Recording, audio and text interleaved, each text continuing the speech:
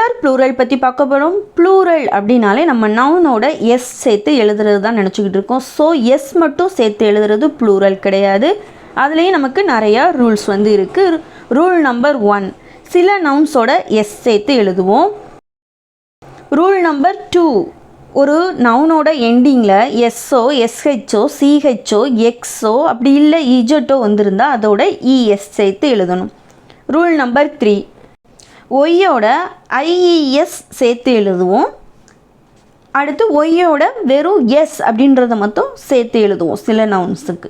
Rule number 4, ஒரு நவுனோட எண்டிங்கில் FO அப்படி இல்லை எஃப்இஓ என்ற எழுத்து முடிஞ்சிருந்துச்சுன்னா நம்ம அந்த எஃப்இஐ எடுத்துட்டு விஇஎஸ் அப்படின்றத சேர்த்து எழுதுவோம்.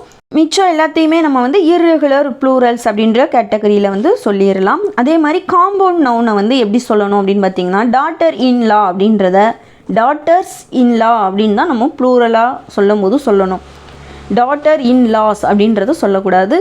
உங்களுக்கு இன்னும் டீட்டெயில்டாக வேணும்னா இந்த வீடியோ வந்து நம்ம சேனலில் போஸ்ட் பண்ணியிருக்கோம். தேவையானவங்க கண்டிப்பாக செக் பண்ணி பாருங்கள். ஸோ இதே மாதிரி நிறையா யூஸ்ஃபுல்லான இன்ஃபர்மேஷன் தெரிஞ்சுக்கிறதுக்கு இங்கிலீஷ் பேசி பழகலாம்ன்ற சேனலை சப்ஸ்கிரைப் பண்ணி வச்சுக்கோங்க.